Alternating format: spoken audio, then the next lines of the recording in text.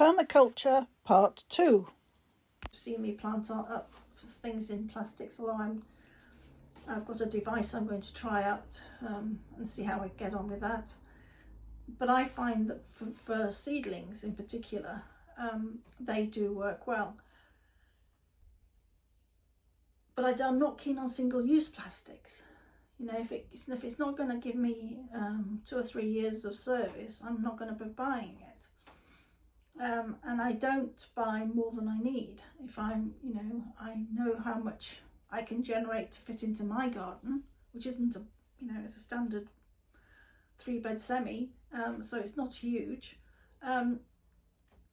But I do make the best use of it by cramming as much in as I possibly can.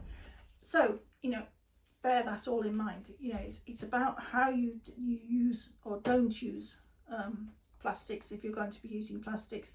But it's true of anything you're going to be using in the garden.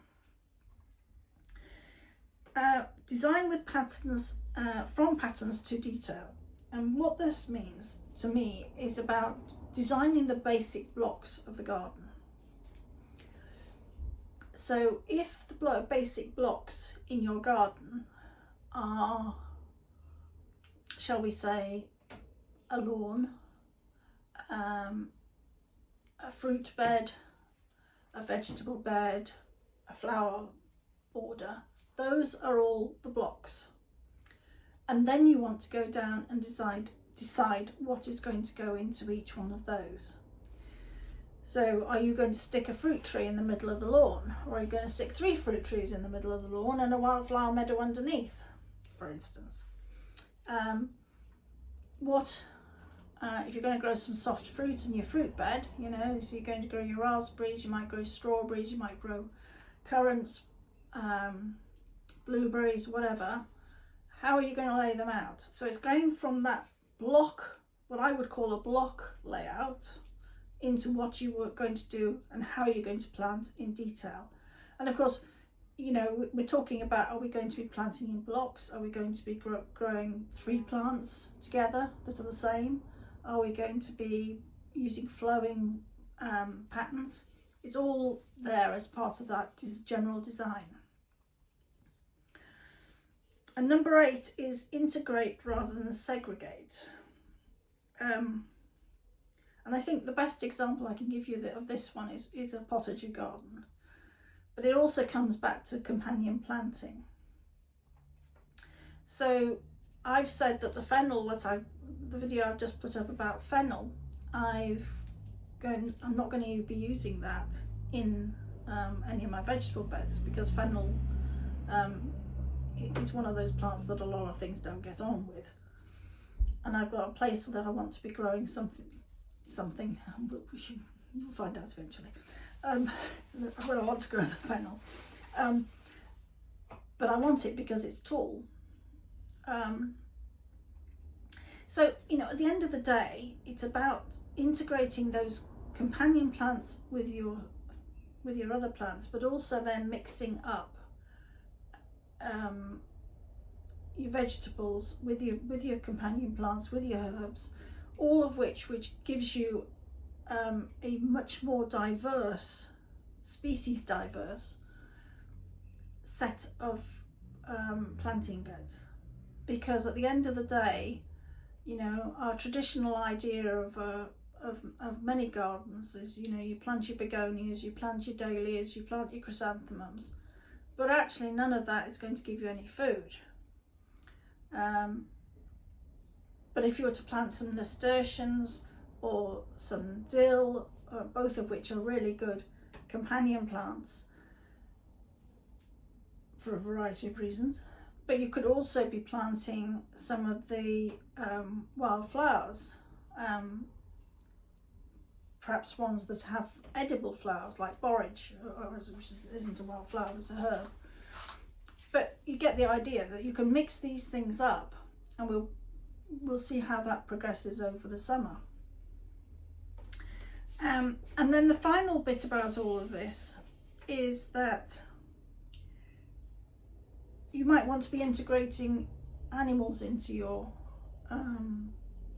scenario. I person who don't want to be growing any animals. I don't want to be having chickens. Been there, done that, got the t-shirt. But the point is that integrates. So if you did grow chicken, if you did have some chickens, they would generate you some eggs, generating another yield. They would also be generating some manure. As you clean out their thing, you've got to find somewhere to put that manure into your compost heap. So you're integrating again at another level. One of the lessons I think I've learnt in the last 5 years is try small experiments. I used to plant a good portion of a packet of seeds. Now I might grow half a dozen. Depends on how many I think I'm actually going to want. So it's about small experiments and slow solutions.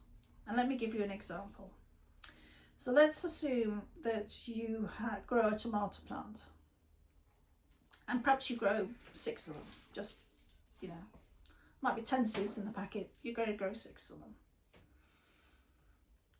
The idea is that you grow them, and then you're going to look at the results. Now, perhaps you don't like the taste of that particular tomato. Perhaps it doesn't like your soil. Perhaps it grows too tall. It's not a bush tomato, it's a tall one. So all of these facets have an impact on how you are going to view the plant. Nothing wrong with the tomato, nothing, but it's not that great. So you might decide, having had the experience of growing those 6, that actually next year you only want to be growing 4, and you're going to try a different variety. Or maybe you'll try 2 different varieties, and perhaps you only grow 3 of each. So that's what I'm saying about start small and slow, and just get on and understand what will and what won't work in your particular site. And by doing that, you don't make big mistakes, but it's an evolution rather than a revolution.